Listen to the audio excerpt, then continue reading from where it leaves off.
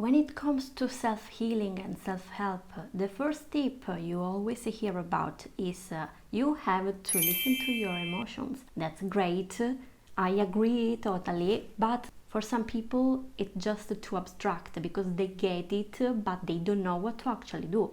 So I will give you exactly the step-by-step process on how to actually feel your emotion, what it means, how to do that. Because chances are, if you are here, you either suppress your emotions and you really don't know what to do with them, or you actually lash out on people and let them take over to the point you lose control over your own feelings and emotions.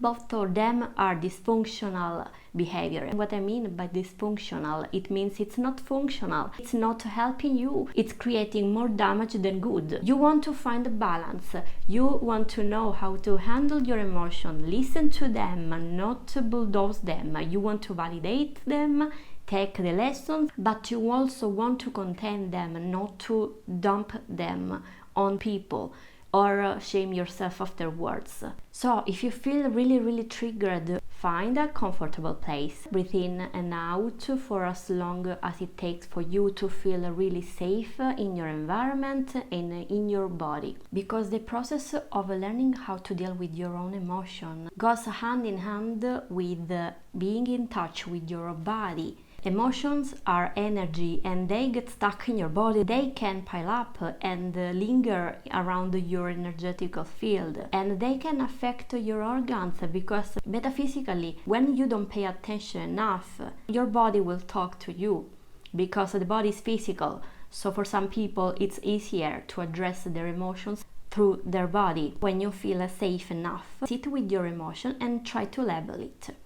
You can help yourself with the frequency chart. Is it fear? Is it sadness? Lower than it's like apathy, no feelings at all. It's a middle ground, it's like disgust, pride. The more specific you get, the better. After you identify the emotion, avoid judging it. Be really open-minded, validate the emotion, whatever it's there. It's there for a reason. Try to understand why the emotion is there and what the message is trying to convey. Prompt like, I see you, I'm here, I want to leave you, I want to go anywhere.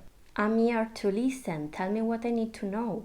You have my attention. And then you feel it through. You feel the emotion instead of running away, which is counterintuitive. We want to run from pain and uncomfortable situation and go towards pleasure. So you want to sit with the emotion instead. If you feel sadness, you cry out. If you feel anger, you vent it.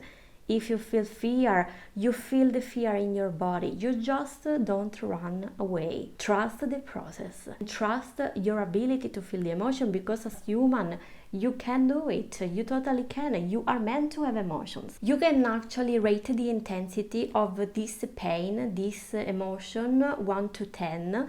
Then you can monitor your actual healing. If you do this process over and over, you will find out that by giving presence to the emotion, the intensity of the pain will diminish. You can actually have a journal and write down every day at a certain time of the day. If you feel some intense emotion or a mood change, you can go there and write down, oh, I felt this, why am I feeling this? Get curious, ask questions, because the emotion will always want to deliver an answer. You will always have an answer. Just remember not to use your mind here. You want to stay in your body. Find out which part in your body feels tense, stuck energy, for example, tightness in your throat, a burning sensation in your gut. Just do a scan of your body. You can actually try a Vipassana meditation for that. And just stay in the sensation. When was another time in your life you felt the exact same emotion? Can you recall the origin of this trauma? Because it's actually a trauma. We don't need the big T trauma to feel traumatized. Even small things repeated can create a trauma response. So when was the last time, or the first time, or another time you felt the same thing? Re-experience the emotion. Find any thoughts or beliefs that are associated with these specific emotions. Beliefs like, I'm not enough, I'm always alone, nobody loves me, nobody cares. Use this belief and this thought to re-trigger the emotion until you have felt it all. If you really struggle with this process and don't feel safe doing this, you can ask a loyal friend of yours or a person you trust to sit with you during the entire process.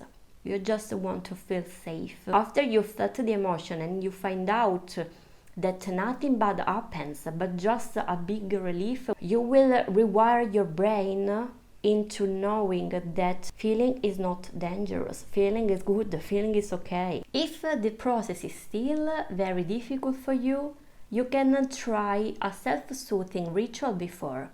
You can use anything that is soothing to you. You can use relaxing music, birds chirping, binaural, tubular bells, something soft to the touch like a blanket. You want to tell your body that you are actually safe, because you are. What you're feeling is not what you're feeling right now.